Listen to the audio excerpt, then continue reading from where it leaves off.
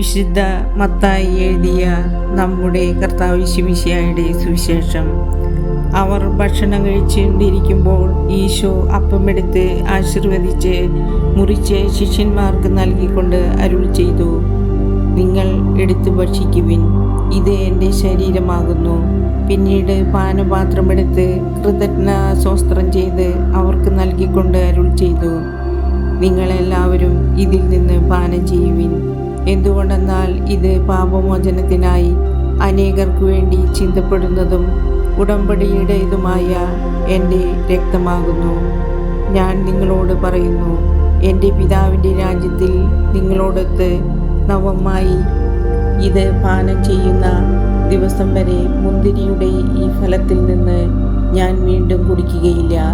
അനന്തരം സ്തോത്രഗീതം ആലപിച്ചിട്ട് അവർ ഒലിവുമലയിലേക്ക് പോയി. നമ്മുടെ കർത്താവായ യേശുമിശിഹായ്ക്ക് സ്തുതി. നമുക്ക് പ്രാർത്ഥിക്കാം. ലോകത്തിൻ്റെ പാപങ്ങൾ നീക്കുന്ന ദൈവത്തിൻ്റെ കുഞ്ഞാടായ മിശിഹായെ വിരുന്നും ബലിയുമായി വിശുദ്ധ കുർബാന സ്ഥാപിക്കുകയും ആ സ്വർഗീയ വിരുന്നിൽ പങ്കാളികളാകുവാൻ ഞങ്ങളെ ക്ഷണിക്കുകയും ചെയ്തതിന് ഞങ്ങൾ നന്ദി പറയുന്നു. പെസഹ രഹസ്യത്തിൻ്റെ അനുസ്മരണം കൊണ്ടാടുന്ന ഈ സമയത്ത് ഞങ്ങൾ അനുഭവിക്കാൻ പോകുന്ന ഈ പെസഹ അപ്പത്തെയും പാലിനെയും ആശീർവദിക്കണമേ. അനേകം ധാന്യമണികൾ ചേർന്ന് ഈ അപ്പം ഉണ്ടായിരിക്കുന്നത് പോലെ ഞങ്ങളെല്ലാവരും അങ്ങയിൽ ഒന്നായി ഭവിക്കട്ടെ. ഇതിൽ നിന്ന് പങ്കുപറ്റുന്ന ഞങ്ങളെല്ലാവരും ജീവിതാന്ത്യത്തിൽ സ്വർഗീയ വിരുന്നിൽ പങ്കുകാരാകുവാൻ ഇടവരുത്തണമേ.